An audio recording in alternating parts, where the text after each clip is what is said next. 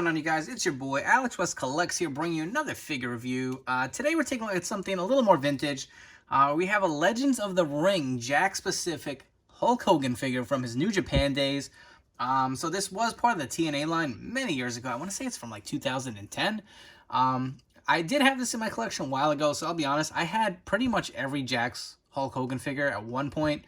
I got into the collecting game a little late. I didn't really start collecting wrestling figures as an adult till maybe around 2010, and it really was just like I just wanted to get a few Hulk Hogans, and that really started just went out of control, and I just started grabbing everything I could.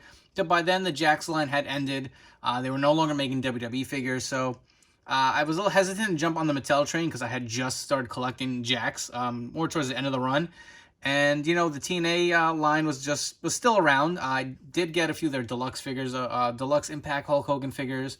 And then eventually when I jumped on the Mattel train, I just didn't have the room, so I sold a lot of pretty much all of them, my Hulk Hogan figures. But this is one I think was just a little different. I was hoping Mattel would kind of give us something. Maybe they will down the road, but in the meantime, I kind of wanted something from his early days, his Japan run. So I saw this on eBay, figured let me grab it. I could do a nice review and throw it in my collection. It's different enough from all the other figures I have in there. And, I absolutely love the packaging for the Legends of the Ring. You get the nice artwork. You get the little ring with the crowd of the lights hitting in the background. And essentially, this Hulk Hogan figure, it really is the Thunder Lips figure, and they just kind of repainted the head. Gave him that darker mustache and, a different shade to the hair. But he does come with a robe and a nice attire, and we will get into it. But you can see here, this is an image of Hulk from his TNA run. The New Japan logo down here at the corner, which I think is pretty cool. Legends of the Ring at the top. This line really didn't last that long. I remember this sitting at Toys R Us for a while when it came out. You can see the other figures that were in the wave. You got Hulk Hogan, obviously we're going to look at Kevin Nash, Sting, Jeff Jarrett, Kurt Angle, the TNA Wrestling on the bottom, Shop TNA.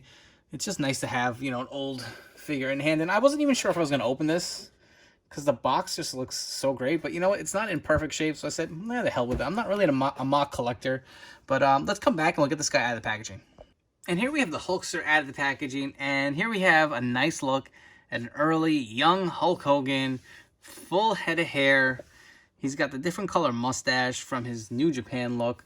The robe is a little baggy, for a Jakks figure. It is to be expected. They were not perfect with this kind of stuff, but it looks nice, especially on Hogan. And unfortunately, removing it, he does have a little slight stainage on the arms, but could be worse. I did expect that. This figure is quite old, so taking it out of the package with a robe on, I knew there's going to be a little staining, but not too bad. I guess it could be worse. But, I mean, just take a look at what the Jakks articulation and body designs were back in the day. Still pretty nice. The Ruthless Aggression style body. You get the logo on the front of his trunks. Nothing on the back. Very simple. Very early stages of Hogan. Got the red knee pads with the white boots. Absolutely love the scan. I feel like that's one thing Jakks does not get enough credit for. I know some people argue that the size of the head scans are way too big, but you know what?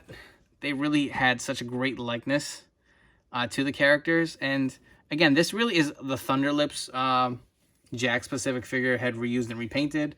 If you also want to get one quick look at the robe, I would love Mattel if Mattel would take a crack at this figure down the road. And if you guys want to see some comparisons while we're here, I do have a Survivor Series Hogan. And you can see how the different companies have done Hogan. We have a Storm Collectibles, American-made Hogan. Moving him along and making room for the next one. Here's a custom Thunder Lips figure I did with a Mattel body. Just to give you an idea of how this Hogan stacks up.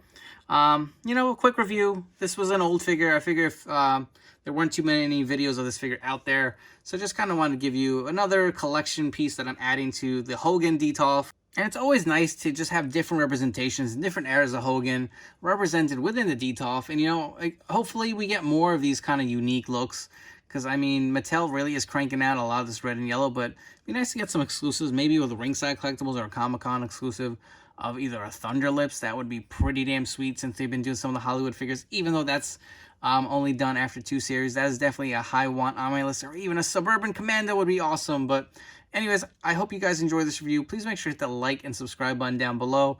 Plenty more content coming your way. Also, don't forget to follow me on Instagram at AlexWestCollects. I appreciate you guys checking this review, and I'll catch you on the next one.